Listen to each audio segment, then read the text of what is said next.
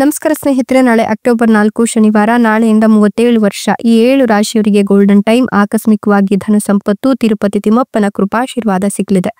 ಹಾಗಾದ್ರೆ ಆ ಅದೃಷ್ಟವಂತ ರಾಶಿಗಳು ಯಾವುವು, ಅವುಗಳಿಗೆ ಏನೆಲ್ಲ ಲಾಭ ಸಿಗುತ್ತೆ ನೋಡೋಣ. ಅದಕ್ಕಿಂತ ಮೊದಲು ತಿರುಪತಿ ತಿಮ್ಮಪ್ಪನಿಗೆ ಭಕ್ತಿಯಿಂದ ಲೈಕ್ ಕೊಟ್ಟು ಪ್ರತಿದಿನ ದಿನ ಭವಿಷ್ಯ ತಿಳಿಯಲು ನಮ್ಮ ಚಾನೆಲ್ ಅನ್ನು ಸಬ್ಸ್ಕ್ರೈಬ್ ಮಾಡಿ. ಹಾಗೆ ಬೇಗನೆ ನಮ್ಮ ವಿಡಿಯೋದ ನೋಟಿಫಿಕೇಶನ್ ಪಡೆಯಲು ಬೆಲ್ ಬಟನ್ ಕ್ಲಿಕ್ ಮಾಡಿ ಆಲ್ ಅಂತ ಕ್ಲಿಕ್ ಮಾಡ್ಕೊಳ್ಳಿ. ಇನ್ನು ನಿಮ್ಮ ಜೀವನದ ಸಕಲ ಸಮಸ್ಯೆಗಳಾದಂತಹ ಸತಿಪತಿ ಕಲಹ, ಪ್ರೀತಿಯಲ್ಲಿ ಮೋಸ, ಭೂಮಿ ವಿಚಾರ, ಕೋರ್ಟ್ ಕೇಸ್, ವ್ಯಾಪಾರ, ಹಣಕಾಸಿನ ತೊಂದರೆ, ಸಾಲಬಾಧೆ, ಸ್ತ್ರೀಯರ ಗುಪ್ತ ಸಮಸ್ಯೆ, ಹೀಗೆ ಹಲವಾರು ಸಮಸ್ಯೆಗಳಿಗೆ ಶಾಶ್ವತ ಪರಿಹಾರ ಮಾಡಿಕೊಡ್ತಾರೆ. ಡಿಸ್ಪ್ಲೇ ಮೇಲೆ ಕಾಣ್ತಕ್ಕಂಥ ಗುರುಜಿ ನಂಬರ್ಗೆ ಒಮ್ಮೆ ಕರೆ ಮಾಡಿ ನೋಡಿ. ನಾಳೆ ಅಕ್ಟೋಬರ್ 4 ಶನಿವಾರದಿಂದ ಮುಂದಿನ 37 ವರ್ಷ ಈ 7 ರಾಶಿಯವರಿಗೆ ಗೋಲ್ಡನ್ ಟೈಮ್ ಜೊತೆಗೆ ಆಕಸ್ಮಿಕವಾಗಿ ಧನ ಸಂಪತ್ತು ಹರಿದು ಬರುತ್ತೆ. ತಿರುಪತಿ ತಿಮ್ಮಪ್ಪನ ಕೃಪಾಶೀರ್ವಾದ ಈ ರಾಶಿಯವರ ಮೇಲೆ ಇರೋದ್ರಿಂದ ಈ ರಾಶಿಯವರ ಅದೃಷ್ಟ ಖುಲಾಯಿಸ್ತಿದೆ ಅಂತಾನೆ ಹೇಳಬಹುದು.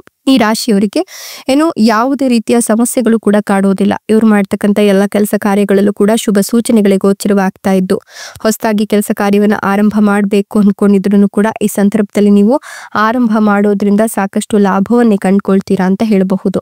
ಜೊತೆಗೆ ನಿಮ್ಗೆ ಈಗ ಅದೃಷ್ಟದ ಸಂಪೂರ್ಣ ಬೆಂಬಲ ಇರೋದ್ರಿಂದ ನೀವು ಯಾವುದೇ ರೀತಿಯ ನಿರಾಶೆಗೆ ಒಳಗಾಗುವ ಸಂಭವವೇ ಇರೋದಿಲ್ಲ. ನೀವು ಅಂದುಕೊಂಡಿದ್ದೆಲ್ಲವೂ ಕೂಡ ನಡೀತಾ ಹೋಗುತ್ತೆ. ಕೆಲಸದಲ್ಲಿ ಶ್ರದ್ಧೆಯಿಂದ ಕೆಲಸ ಮಾಡಿ ಮತ್ತು ಸಮಯಕ್ಕೆ ಸರಿಯಾಗಿ ನೀವು ಕೆಲಸವನ್ನ ಪೂರ್ಣಗೊಳಿಸಲು ಶ್ರಮಿಸಿದ್ರೆ ಖಂಡಿತವಾಗಿಯೂ ಕೂಡ ಲಾಭ ಇದೆ. ಮೇಲಾಧಿಕಾರಿಗಳ ಕೋಪದಿಂದ ನೀವು ಒಂದಷ್ಟು ಸಮಸ್ಯೆಗಳನ್ನು ಎದುರಿಸಬೇಕಾಗಿ ಬರಬಹುದು. ಹಾಗಾಗಿ ಸ್ವಲ್ಪ ವಿರೋಧಿಗಳ ಬಗ್ಗೆಯೂ ಕೂಡ ಅತ್ಯಂತ ಜಾಗರೂಕರಾಗಿರ್ಬೇಕಾಗತ್ತೆ. ಕೆಲಸದ ಪರಿಸ್ಥಿತಿ ತೃಪ್ತಿಕರವಾಗಿರ್ಬೇಕು ಅಂತ ಹೇಳಿದ್ರೆ ನಿಮ್ಮ ಕಠಿಣ ಪರಿಶ್ರಮದ ಅವಶ್ಯಕತೆ ಅತ್ಯಧಿಕವಾಗಿರುತ್ತೆ. ದೀರ್ಘ ಅಥವಾ ಅಲ್ಪ ದೂರ ಪ್ರಯಾಣಕ್ಕೆ ಅವಕಾಶಗಳು ಇರುತ್ತೆ. ಈ ಸಮಯದಲ್ಲಿ ಆರೋಗ್ಯಕ್ಕೆ ಸ್ವಲ್ಪ ಪ್ರತಿಕೂಲವಾಗಿರುತ್ತೆ, ಹುಷಾರಾಗಿರಿ. ಇನ್ನು ನೀವು ಒಂದು ಶುಭ ಮತ್ತೆ ಲಾಭದಾಯಕವಾದ ಸನ್ನಿವೇಶಗಳನ್ನ ಎದುರಿಸ್ತೀರಾ. ಉತ್ತಮ ಸಂಬಂಧಗಳನ್ನ ಕಾಪಾಡಿಕೊಳ್ಳಲು ಅತಿಯಾದ ಭಾವನಾತ್ಮಕತೆಯನ್ನು ತಪ್ಪಿಸಬೇಕಾಗತ್ತೆ. ಸಾಮಾಜಿಕ ಕಳಂಕ ಅಥವಾ ಅನಗತ್ಯ ಸಮಸ್ಯೆಗಳಿಗೆ ಕಾರಣವಾಗುವ ಯಾವುದೇ ಹೆಜ್ಜೆಗಳನ್ನ ಇಡೋಕೆ ಹೋಗಬೇಡಿ. ನೀವು ನಿರೀಕ್ಷಿತ ಬೆಂಬಲ ಮತ್ತು ಸಹಕಾರದ ಕೊರತೆಯಿಂದಾಗಿ ಒಂದಷ್ಟು ಅಸಮಾಧಾನಗೊಳ್ತೀರಾ. ಹೀಗಾಗಿ ಕುಟುಂಬ ಸದಸ್ಯರ ಮೇಲೆ ಜಾಸ್ತಿ ಡಿಪೆಂಡ್ ಆಗೋಕೆ ಹೋಗಬೇಡಿ. ಉದ್ಯೋಗದಲ್ಲಿರ್ತಕ್ಕಂಥವರಿಗೆ ಕೆಲಸದಲ್ಲಿ ಪ್ರಮುಖ ಬದಲಾವಣೆಯ ಸಾಧ್ಯತೆ ಇದ್ದು ಸ್ಥಳಾಂತರವೂ ಆಗುತ್ತೆ. ಈ ಸಮಯದಲ್ಲಿ ವೆಚ್ಚಗಳು ಹೆಚ್ಚಿಗೆ ಆಗಬಹುದು. ಅನಿರೀಕ್ಷಿತ ಪ್ರಮುಖ ವೆಚ್ಚಗಳೊಂದಿಗೆ ವ್ಯವಹಾರದಲ್ಲಿನ ಆದಾಯಕ್ಕಿಂತ ವೆಚ್ಚಗಳು ಹೆಚ್ಚಿಗೆ ಆಗಿರುತ್ತೆ. ಆರ್ಥಿಕ ಅಸಮತೋಲನಕ್ಕೆ ಇದು ಕಾರಣವಾಗುತ್ತೆ. ಉದ್ಯಮಿಗಳು ಕಷ್ಟಪಟ್ಟು ಕೆಲಸ ಮಾಡಬೇಕಾಗತ್ತೆ. ನೀವು ಬಯಸಿದ ಲಾಭವನ್ನ ಸಾಧಿಸಲಿಕ್ಕೆ ಶ್ರಮವನ್ನು ವಹಿಸಬೇಕಾಗತ್ತೆ. ಪಾಲುದಾರಿಕೆಯಲ್ಲಿ ಕೆಲಸವನ್ನ ನಿರ್ವಹಿಸ್ತಾ ಇದ್ರೆ ನಿಮ್ಮ ಸಂಗಾತಿಯನ್ನ ಕುರುಡಾಗಿ ನಂಬುವುದನ್ನು ತಪ್ಪಿಸಿ ಕಾಗದ ಪತ್ರಗಳನ್ನ ಎಚ್ಚರಿಕೆಯಿಂದ ನಿರ್ವಹಿಸಿ. ಕುಟುಂಬದ ಸಂತೋಷದ ವಿಷಯದಲ್ಲಿ ನೀವು ಆರಂಭದಲ್ಲಿ ಸಂಗಾತಿಯೊಂದಿಗೆ ವಾದಕ್ಕೆ ಇಳಿಯೋಕೆ ಹೋಗಬೇಡಿ. ಯಾಕಂತಂದ್ರೆ ತಪ್ಪು ಗ್ರಹಿಕೆಗಳು ಹೆಚ್ಚಾಗುವ ಸಾಧ್ಯತೆ ಇದೆ.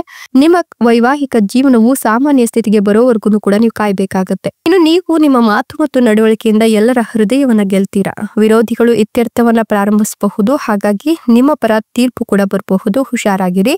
ವಿರೋಧಿಗಳು ದುರ್ಬಲರಾಗಿದ್ದಾರೆ ಅಂತ ಯಾವುದೇ ಕಾರಣಕ್ಕೂ ಸಂಭ್ರಮಿಸೋಕೆ ಹೋಗಬೇಡಿ. ನಿಮ್ಮ ಉಳಿತಾಯ ಹೆಚ್ಚಿಗೆ ಆಗುವ ಸಾಧ್ಯತೆ ಇದ್ದು ದೈಹಿಕ ಆರೋಗ್ಯ ಕೂಡ ಅತ್ಯುತ್ತಮವಾಗ್ತಾ ಹೋಗುತ್ತೆ. ನೀವು ಈ ಸಂದರ್ಭದಲ್ಲಿ ಹೊಸದಾಗಿ ಹೂಡಿಕೆಯನ್ನು ಕೂಡ ಮಾಡಬಹುದು. ಇಷ್ಟೆಲ್ಲ ಲಾಭ ಮತ್ತು ಅದೃಷ್ಟವನ್ನು ಪಡಿತಿರ್ತಕ್ಕಂಥ ಅದೃಷ್ಟವಂತ ರಾಶಿಗಳು ಯಾವುವು ಅಂದ್ರೆ ಧನು ರಾಶಿ, ಕುಂಭ ರಾಶಿ, ಮೀನ ರಾಶಿ, ವೃಷಭ ರಾಶಿ, ಸಿಂಹ ರಾಶಿ, ಮಿಥುನ ರಾಶಿ, ಮೇಷ ರಾಶಿ. ಇವುಗಳಲ್ಲಿ ನಿಮ್ಮ ರಾಶಿ ಇದ್ದರೂ ಇಲ್ಲದಿದ್ದರೂ ಭಕ್ತಿಯಿಂದ ಓಂ ನಮೋ ತಿರುಪತಿ ತಿಮ್ಮಪ್ಪಾಯ ಅಂತ ಕಮೆಂಟ್ ಮಾಡಿ. ಧನ್ಯವಾದಗಳು.